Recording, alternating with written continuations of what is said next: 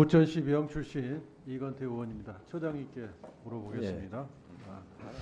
형소법 17조에 법관이 전심 재판에 관여했을 때는 재척 사유로 규정하고 있습니다. 예. 이 취지는 무죄 추정의 원칙을 형소법에서 관철한 거고요.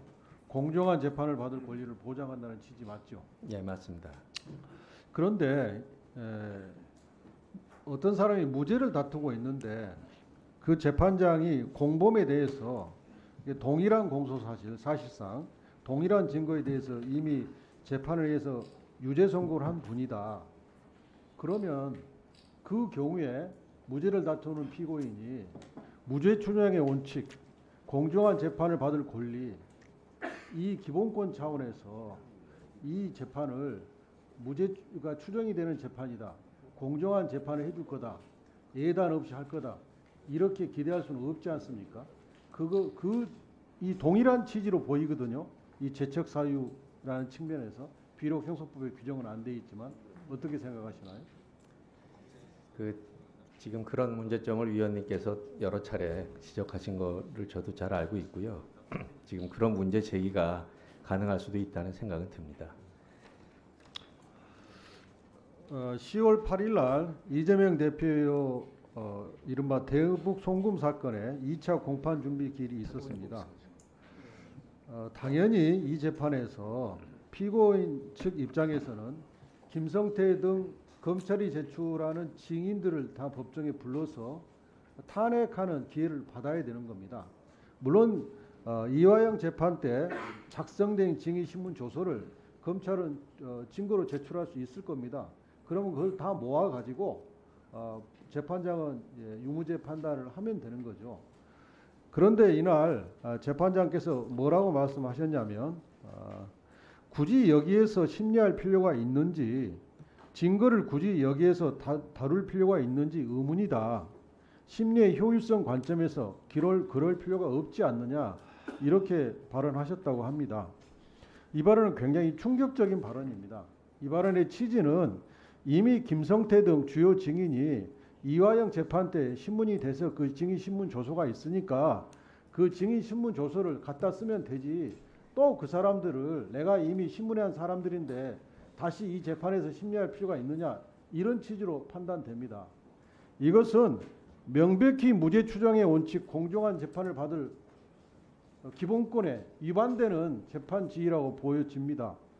그리고 뿐만 아니라 이 재판장의 이 발언에서 느낄 수 있는 것은 재판장이 스스로 이 사건에 대해서 선입견과 예단을 가지고 있다, 이렇게 판단할 수 있습니다. 또 재판장 스스로 이렇게 발언하신 걸 볼 때 스스로 기피 사유를 자인하는 꼴이다, 이렇게 판단되거든요. 헌법재판소가 지켜야 할 헌법의 가치, 무죄 추정의 원칙, 공정한 재판을 받을 기본권, 그 측면에서 이 재판장의 이 발언을 어떻게 평가하십니까?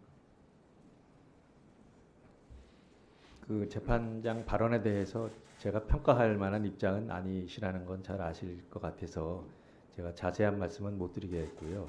지금 지적하신 그 문제의식, 그 무죄 추정의 원칙이라는 헌법상 원칙에 대해서 말씀하고 계신 의원님의 취지는 충분히 이해가 갑니다. 처장님, 하나 더 물어보겠습니다. 양승태 전 대법원장님 공소사실은 47건이라고 합니다. 그 47건을 검찰은 한 공소사실에 써서 기소했습니다. 그래서 한 재판부에서 재판을 했는데요. 이재명 대표의 공소사실은 7개인데 이건 또 일부는 수원지법에 나눠서 재판을 해야 되는 상황이고 또 일부는 중앙지법에서 다른 재판부에서 재판을 하고 있습니다. 그러면 검사가 한 공소사실에 모아서 쓰느냐 아니면 나눠서 기소하느냐에 따라서 재판부가 달라지고 동시 재판을 받을 수 있는 이익이 사라지거나 유지되고 이런 불균형이 발생하거든요.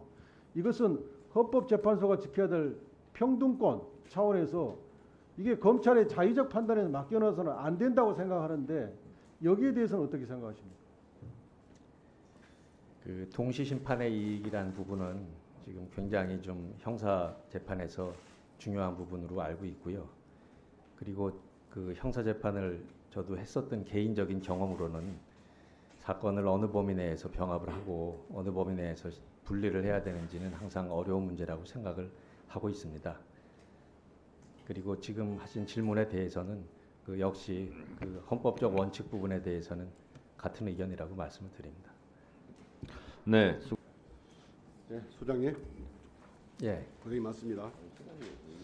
그 연성 쿠데타라고 아시죠? 총과 탱크로 쿠데타를 하면 경성 쿠데타.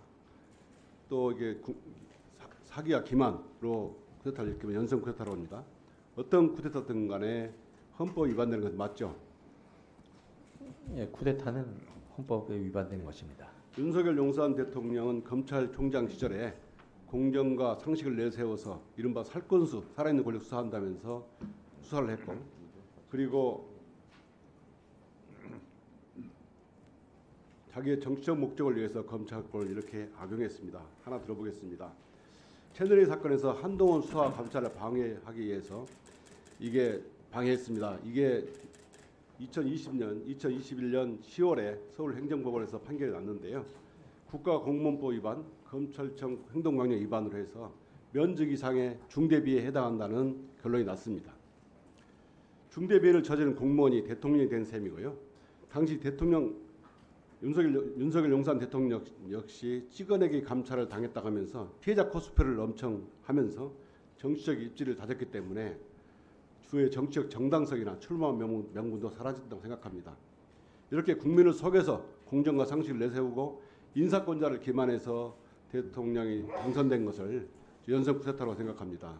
어떻게 생각하십니까? 그 제가 뭐라고 좀 평가드리기는 어려울 것 같습니다. 예, 국정감사에도 아시겠지만 용산 대통령실의 국정수행 목표는 오로지 김건희 일병 구하기입니다. 지금 상황을 보면 주군의 신변을 보호하기 위해서 가짜 죽을 내세운 일본의 가계무샤가 생각납니다. 용산 대통령도 김건희의 가계무샤, 한덕수 총리도 가계무샤, 검찰도 가계무샤를 아닌지 정말 개탄스럽습니다. 정말 우리 특검에서 나중에 다루겠지만 헌법재판소에서도 엄중히 바라봐 줬으면 좋겠습니다. 소장님, 예, 관수범법 아시죠? 예, 지난 행정소 특별법 노무현 정부 때 그것이 관수범법이라는 이유로 이혼 결정이 났죠. 예. 그때 이유가 무엇인지 아십니까? 서울이 수도인 것은 자명을 당했습니다. 지금도 자명의시라고 생각하십니까? 그 기존에 나온 결정 문헌 그대로 그렇게 그냥 이해하고 있습니다.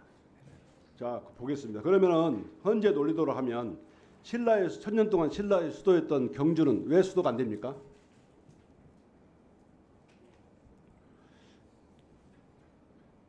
우리 결의 천년 문화를 이어온 전주는 왜 수도가 안 됩니까? 지금 현재는 서울이 수도라는 간섭 헌법에 얽매여서 그 지역을 제3의 국민으로 취급하고 있는 것은 아닙니까?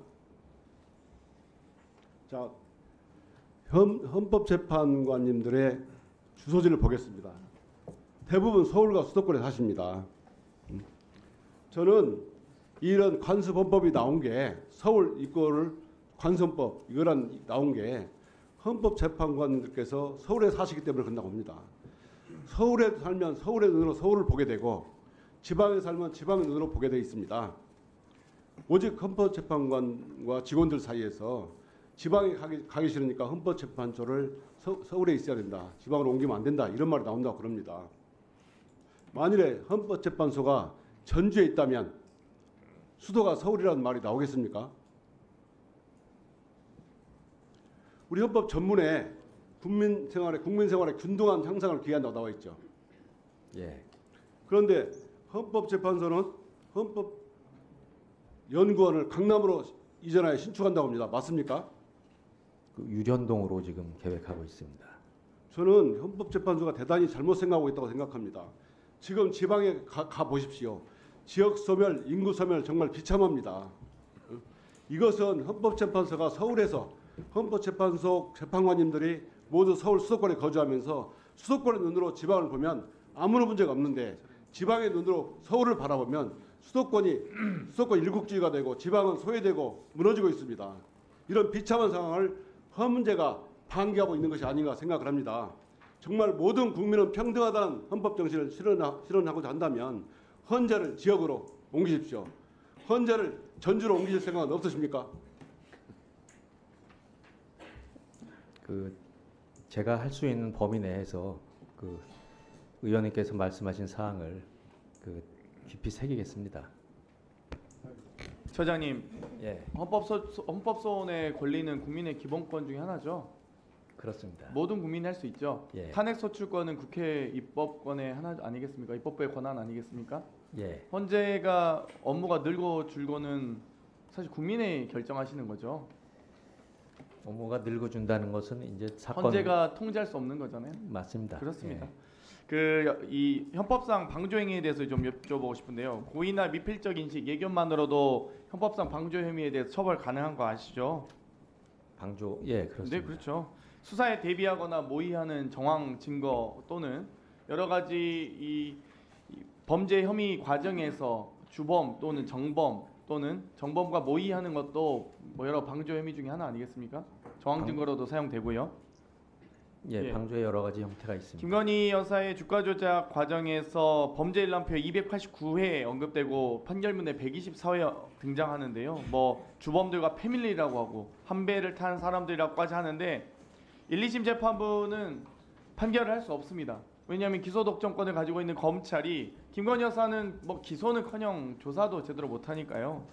이 부분에 대해서 방조를 넘어 정범이라는 증거들을 판결문에 많이 남겨놓고 있는데 이 부분에 대해서는 검찰이 이렇게 이 혐의 자체를 수사하지 않는 것에 대해서 법원이 할 수 있는 역할은 없겠죠, 사실. 뭐 사실 확인 요구나 이런 것들 하긴 하지만 안 하면 그만 아니겠습니까? 기소를 안 하는데. 글쎄 뭐 예, 그럴 것 같습니다. 알겠습니다. 검사는 사법기관입니까? 그 준사법기관으로 그런 얘기하는 법률 걸로 알고 용어가 있습니다. 있습니까? 그 준사법기관이라. 그렇게 지들이 아니 자기들이 지칭하는 거죠. 아니 근데 준사법기관은 용어가 없잖아요, 법률 용어. 없는데 검사는 행정부 소속 공무원 아닙니까? 예, 맞습니다. 법무부 산하기관의 공무원이잖아요. 예, 예, 근데 맞습니다. 왜 그렇게 이렇게 뭐 특권을 갖는 것처럼 얘기하는지 모르겠는데 어찌되었건 이 검사 징계법이 따로 있습니다. 법관 징계법 따로 있잖아요. 예, 예. 검사와 법관이 같은 위치입니까? 같은 소속입니까? 그건 아니잖아요. 하는 역할이 다릅니다. 예. 그런데 공금횡령을 해도 일반 공무원들의 공무원징계법상 이 공금횡령은 파면에 준합니다. 근데 견책, 부정청탁을 해도 공무원은 파면인데 검사는 견책입니다. 뭐 직권남용을 해도 보통 공무원은 파면인데 검사는 주의 경고입니다. 만약 구청에 있는 건축국장이 이 건설회사 사장에게 로비 접대를 받아서 룸사롱 가서 접대 받으면 파면될 겁니다. 검사는 99만 원 세트도 등장할 정도로 많은 특혜가 있는 것 같습니다. 거부권 행사에 대해서 좀 질문드리고 싶습니다. 검사가 만약에 위증을 교사하고 허위 진술을 회유한다면 위법한 거죠, 처장님? 위증을 교사했다면 그렇습니다. 그렇죠. 압수수색과 이 언론을 이 언론에 대해서 압수수색하고 불법적으로 소환 조사해서 언론을 탄압했다면 이것도 위법한 사유 아니겠습니까? 법률과 헌정 질서 문란 행위 아닙니까 이런 거? 언론을 탄압하는 행위? 뭐 일반적으로 말씀드려서 예, 뭐, 그렇다고 전 할수 일반적인 있겠죠. 법원칙을 예. 여쭤보고 있습니다. 구체적 사건에 대해서 모르신다고 할 거 예. 아니에요. 특정 인물을 모해할 목적으로 허위 증언을 연습시킨다면 이것도 위법한 사유라고 보는데 어떻게 생각하십니까?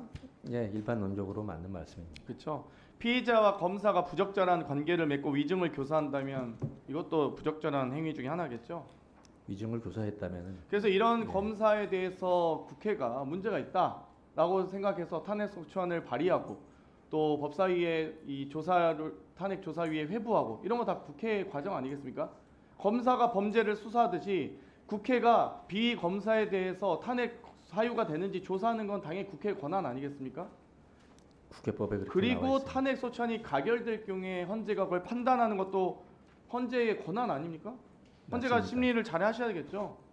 예, 저는 뭐 국회의원들이 이 김영철 검사의 아랫도리를 비호하는 것도 참 한심한데 김건희 여사의 나쁜 손버릇 가진 여사를 비호하는 것도 한심한데 헌재가 이런 부분에 대해서 제대로 판결 내리실 거라고 기대해도 되겠습니까? 맡겨진 사건에 네. 대해서는 최선을 다하겠습니다. 마지막 질문 하나만 드리겠습니다. 대통령이 거부 결정을 국회 의결을 무시하고 마음대로 한다면 그 대통령의 거부권 무제한적으로 행사할 수 있습니까? 논증 부담이라는 걸 져야 되지 않습니까, 대통령? 입증 책임이라 하죠, 검찰은 보통. 입증 책임 져야 되지 않습니까? 무제한적으로 법률안 거부권 행사를 하면 사실상 추상적 규범 통제권을 갖는 거 아니겠습니까, 대통령이? 그럼 이것 또한 헌법재판소의 사법권을 침해할 수 있다는 반박에 대해서 비판에 대해서 어떻게 생각하시는지 답변해 주시죠.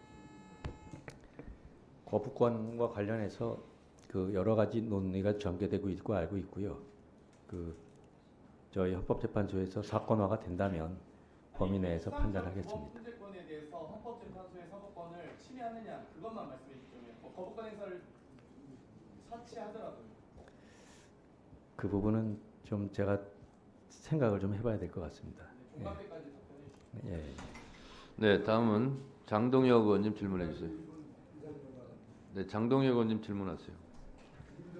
장경태 의원 발언이 수위를 넘는 부분이 있어요. 이 부분을 좀 엄중하게, 예, 우리 김 여사의 또 아랫돌이 무슨, 예, 김 여사의 아랫돌이 어떻게 김영철 검사의 주세요? 예? 김영철 검사예요? 김영철 검사였습니다.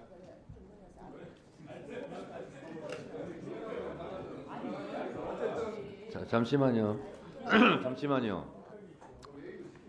송석준 의원님은 곽기태 의원님 말씀대로 예의를 좀 지키세요.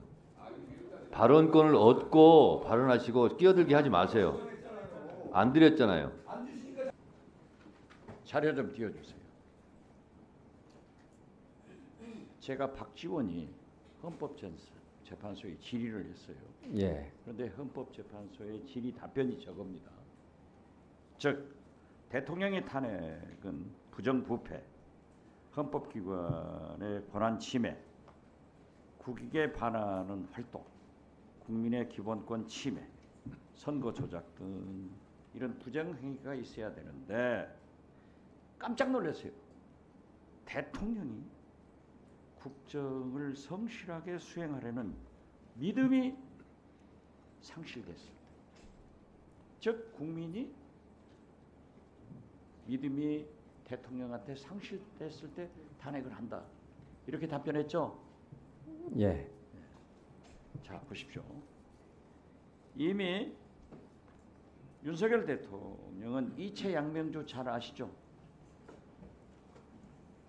이채 양명주. 거기에다 플러스해서 김명관, 김대남, 명 잘 아시죠? 이렇게 믿음이 상실했는데 저는 우리 집권 여당이나 대통령실에서 내타시오를 해야지 왜 민주당과 야당이 자꾸 탄핵하고 특검하느냐? 자기들이 잘해야 될 것 아니에요. 역대 정권에서 이렇게 많은 특검과 탄핵 사유를 제공한 정부가 있는가? 지금 윤석열 대통령, 김건희 여사가 국민들로부터 믿음을 가지고 있는가? 답변 한번 해보세요.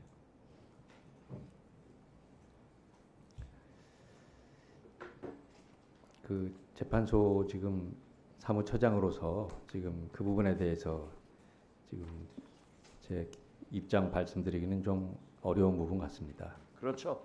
곤란할 거예요. 그렇지만은 한동훈 대표 국민 뜻대로 저는 민심이 과학이다 이렇게 생각합니다. 윤석열, 김건희 정권은 이미 국민들로부터 믿음을 상실했기 때문에 탄핵의 사유가 된다 이렇게 생각하는데 제 생각이 잘못인가요? 그 부분도 제가 여기서 뭐라고 말씀드리기 좀 어려울 것 자, 같습니다. 그러면 답변하기 좋은 거 할게요. 어제가 세계 사형 폐지의 날입니다. 우리나라는 1997년 12월 30일 김영삼 대통령 임기 말 마지막 날 김대중 대통령이 당선됐는데 23명의 사형수를 집행했습니다. 그 이후 김대중, 노무현, 이명박, 박근혜, 문재인, 윤석열 현재까지 사형을 집행하지 않음으로써 사실상 사형 폐지 국가인데 이 법안을 내려고 저는 준비를 하고 있습니다. 헌법재판소의 견해는 뭡니까? 지금 그 사형제 폐지와 관련된 사건을 저희가 심리하고 있는 건 위원님께서도 잘 알고 계실 겁니다. 견해가 뭐냐 이거? 제 견해는 지금 그 재판 결과를 지금 지켜보고 있는 상태고요. 예, 여기에서 좋습니다. 제가 결론적으로 말씀드리긴 좀 자. 어렵습니다. 헌법재판소의 대북 전단에 대해서 예. 국민의 표현의 자유도 중요하지만 국민의 생명과 재산을 보호하는 것이 더 필요하기 때문에 대북 전단 보내지 마라 이렇게 현재 판결한 것 사무처장도 말씀하셨죠? 예, 예. 마찬가지로 대법원에서도 현재와 똑같은 사유로 대북 전단 보내지 말라겠어요. 예. 지금 우리가 대북 전단 보내가지고 테러주고 말로만 받아도 좋겠어요. 테러주고 지금 가만히로 받고 있다. 종이 보내고 똥 받고 있단 말이에요. 국회의회도 대북 전단이 펑 터지는 이런 나라가 됐는데 헌법재판소의 판결을 준수하라고 촉구할 또 나아가서는 대법원의 판결을 준수하라고 촉구할 그러한 견해를 가지고 계십니까? 먼 산 쳐다보고 계실 거예요.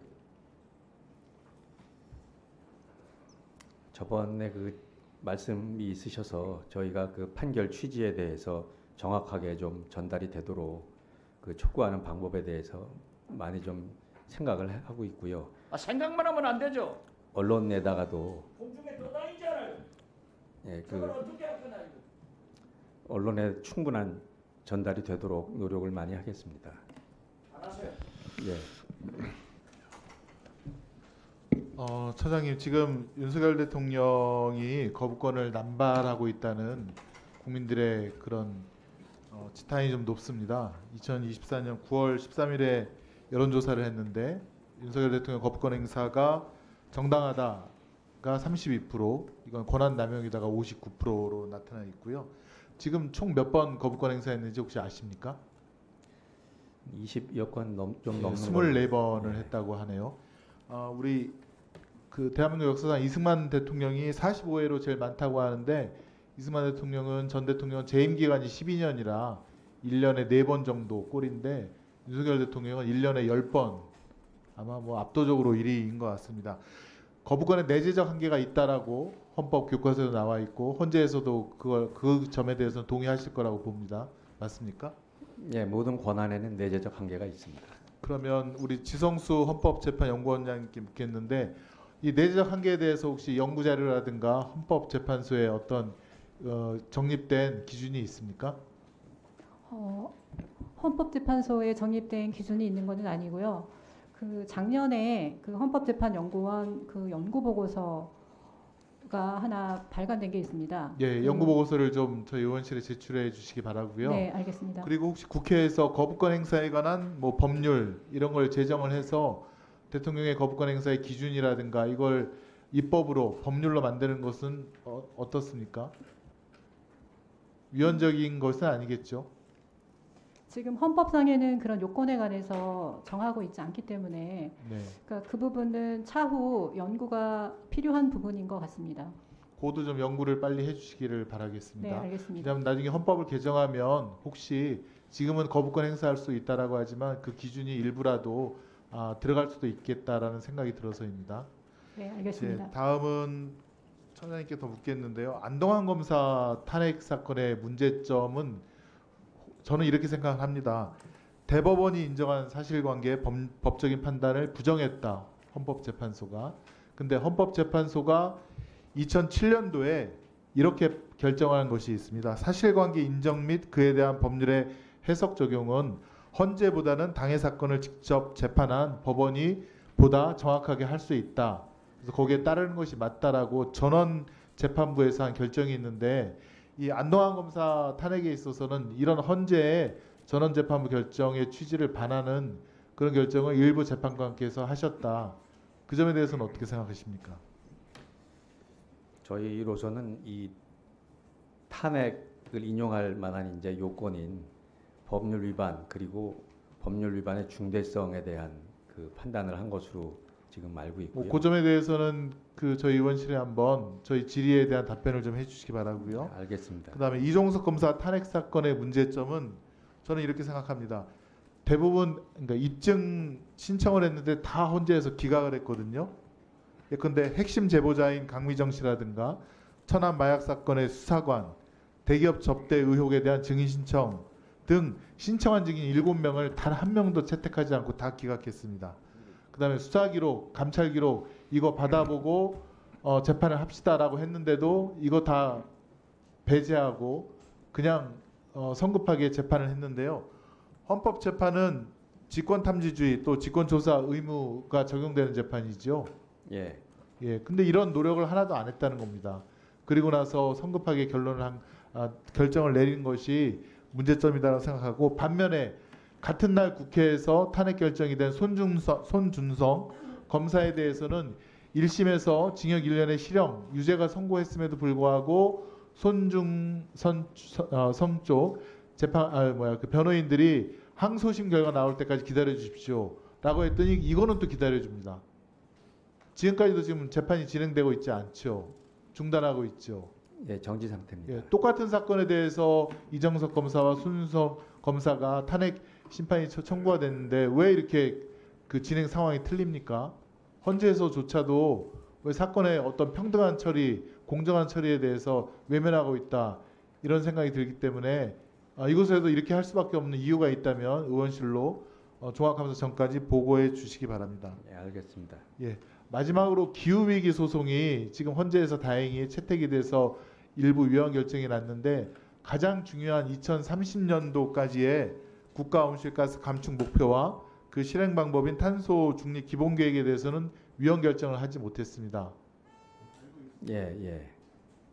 가장 핵심을 빼뜨리고 나머지 2031년 이후에만 위헌이라고 던지셨는데 이것을 좀 문제점이 있다고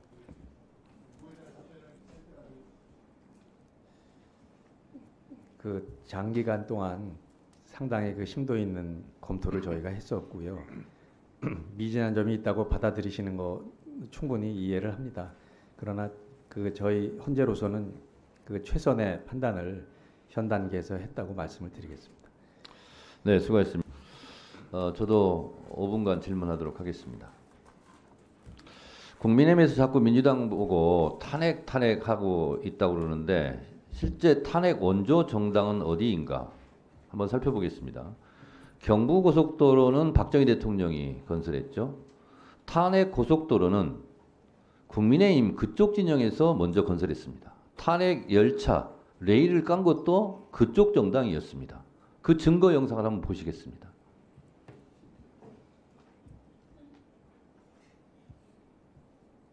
정말로 국민의 명령을 이행해야 된다는 그런 막중한 책임감과 또 대통령을 탄핵시켜야 한다는 그런 안타까움이 함께 공존해서 착잡한 심정입니다. 최초의 탄핵 원조 정당은 한나라당이었습니다. 노무현 대통령 탄핵 사유가 되지 않는 걸 가지고 탄핵시켰죠. 결국은 기각당했죠. 한나라당은 그때 해체했어야 됩니다. 왜? 기각됐잖아요. 국력 소모가 얼마나 있었습니까? 한 10년간 정당 활동을 하지 말아야 될 정당이었어요. 자, 그리고 박근혜 대통령 탄핵 때도요. 탄핵소추위원장이 당시 국민의힘 전신 권성동 위원장이 탄핵소추위원장으로 검사 역할을 했어요. 박근혜 대통령을 탄핵시키려고 무지하게 노력했어요. 자, 대통령 탄핵이 고속도로 철도라면 검사 탄핵 정도는 아마 지방도로 정도 될 거예요. 국민의힘에서 민주당에게 검사 탄핵을 자꾸 한다고 그렇게 공격할 처지와 입장은 아니다라는 말씀을 드리고요. 박근혜 대통령 탄핵이 인용된 것을 윤석열 대통령에게 적용된다면 윤석열 대통령도 탄핵될 가능성이 매우 높습니다. 박근혜 대통령 탄핵 인용된 것이요. 헌법 제7조 직업공무원제도, 헌법 제78조 대통령의 공무원 임명권 이거였어요. 정유라 관련 문체부 장관 면직 1급 공무원 6명 사표 이것이요. 윤석열 대통령으로 본다면 김건희 수사 방해를 위해서 중앙지검장 교체한 거, 임성근 수사위원 은폐 위에 이종섭 도주대사 시킨 거 이거 다 탄핵 사유 인용될 겁니다. 그리고 헌법 21조 언론의 자유 조항에 보면 비선 실세 국정농단의 전행 보도한 세계일보 등을 탄압했어요. 윤석열 대통령은 바이든 날리면 보도한 MBC, 방통위원 임명 지연, 이 언론 탄압, 이것도 탄핵 사유 인용이 분명히 될 겁니다. 그리고 박근혜 대통령이 헌법, 국가공무원법 위반, 공직자윤리법 위반됐는데요. 윤석열 대통령 양평고속도로 21g 관저 이런 거 다 탄핵 사유입니다. 국민의힘에서 자꾸 탄핵 얘기해서 본인들에게 유리할 것이 없다라는 말씀을 미리 경고드립니다. 자, 사무처장님, 예. 지금 게임 업계에서 헌법 소원된 거 알고 계시죠? 예, 어저께 들어왔습니다. 네. 게임물 등의 유통금지 등 조항에 보면 누구든지 쭉 나오면서 폭력, 범죄, 음란 등을 지나치게 묘사하여 하라는 게 지나치게가 굉장히 주관적이고요. 이 지나치게를 지나치게 보수적으로 해석한다. 이렇게 있습니다. 그래서 대표적인 글로벌 게임 중 모탈 컴뱃이라는 이런 게임이 있는데 영화로 나왔을 때는 오케이. 게임물로 나왔으면 노. 이렇게 된다는 거예요. 그리고 오징어 게임 잘 알고 계시죠? 예. 오징어 게임도 영화로 나왔으니까 오케이이지만 만약에 게임물로 나왔으면 노 했을 거라는 거예요. 그래서 이 헌법 소원을 21만 명이나 했습니다. 이 미국의 미래학자 피터 드러커는 21세기 국가경쟁력의 최후의 승부처는 문화 콘텐츠 산업에 있다고 그랬고요. 김대중 대통령은 주라기 공원 영화를 팔아서 번 돈이나 현대자동차를 팔아서 번 돈이나 똑같은 돈이다. 문화산업에 대한 강조를 굉장히 하셨고요. 지원은 하되 간섭을 하지 말라. 이것이 오늘날의 BTS를 탄생시킨 거죠. 기생충 영화도 그렇고요. 그런 면에서 본다면 이 온라인 게임이 미래 효자 산업이고 대한민국의 미래 성장 동력이거든요. 그래서 이 게임에 대해서 지나치게 법적으로 올가매는 그런 해석은 좀 지양되어야 된다. 이런 입장입니다. 그래서 어제 헌재에서 심리한 적 있습니까? 어저께 지금 접수가 된 상태고요. 접수가 됐죠. 네, 지금. 그래서 이 부분은 규제와 진흥이라는 것을 잘 균형을 좀 맞춰서 헌재에서 판단을 했으면 좋겠다는 생각이 들고 이 e스포츠가 국가 산업 미래 산업입니다. 제가 e스포츠법을 제정 발의를 했던 사람으로서 이 게임 업계의 목소리에 헌재에서 귀를 기울여 줄 것을 부탁드립니다. 알겠습니다. 네, 이상으로 모든 질의를 마치고요. 지금 벌써 12시가 다 됐습니다. 오후에 군사법원 국정감사를 위해서 오늘 질의는 이것으로 마무리를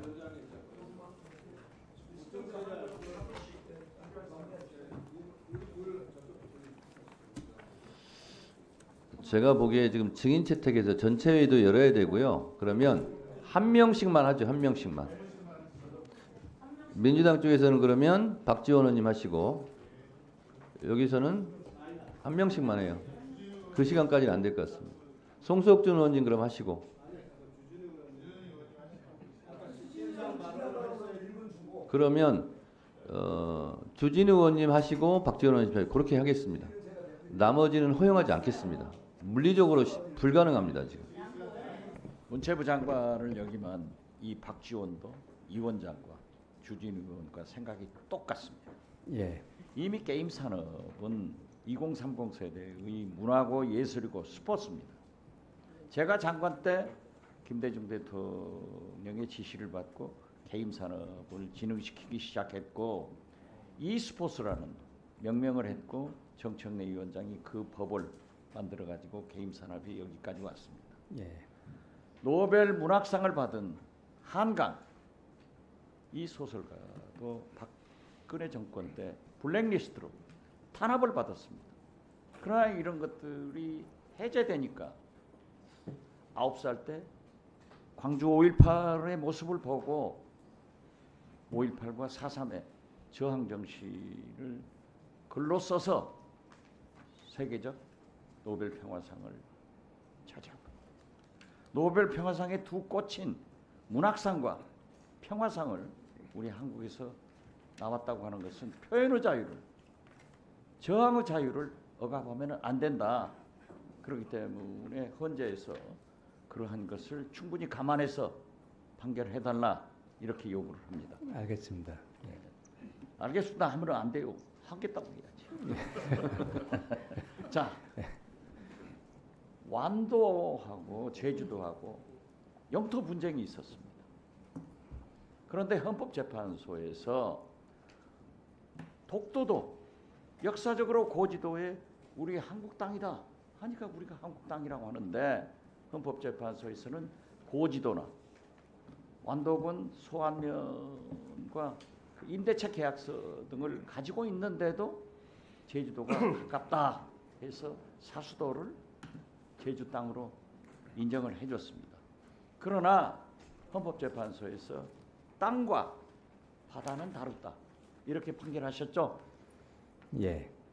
그런데 지금 현재 그 바다는 완도 어부들이 다 어로 활동을 하고 있는데 여기에 대한 분쟁이 지금 현재 헌법재판소에 제소됐는데 그 내용 알고 계세요? 예, 알고 있습니다. 어떻게 진행되고 있어요? 지금 그 변론은 아직 들어간 바는 없고요. 지금 서면 심리 단계로 지금 재판부에서 검토 중에 있습니다. 재판부에서 잘 검토를 하라고 그랬어요. 아니 고지도 매매 계약서 역사적으로 완도 땅인데 추자도하고 제주도 땅하고 가깝다고 제주도로 주어버리면 되겠느냐? 그렇지만은 헌법재판소에서 바다는 다르다 이렇게 판결했기 때문에 잘해주시기 바랍니다. 알겠습니다. 네. 이상으로 질의를 마치면서 여야가 모처럼 한 목소리로 낸 부분에 대해서 우리 헌재에서 혹시 모를 수도 있기 때문에 짤막하게 한 말씀 드리겠습니다. 우리 처장님, 예. 한국콘텐츠진흥원에 따르면 서영기 의원님 잠깐 집중해 주세요. 한국콘텐츠진흥원에 따르면 2002년 기준 국내 게임 시장 매출액 규모는 전년 대비 5.8% 성장한 얼마쯤 될 것 같습니까, 처장님? 국내 게임 시장? 1조, 2조, 3조? 아닙니다. 22조의 어마어마한 매출액을 기록하고 있고요. 전 세계 게임 시장의 무려 7.8%를 대한민국 게임 업계가 점유하고 있고요. 게임 산업 수출액은 무려 89억 8,175만 달러, 90억 달러에 이르고 있습니다. 대한민국 전체 문화 콘텐츠 산업 수출액의 무려 67.4%를 게임 산업이 차지하고 있다고 합니다. 전설의 게임 스타크래프트, 테란의 황제 임요한을 배출한 나라이고요. 지금 롤게임의 페이커 이상혁 선수가 전 세계 톱입니다. 톱.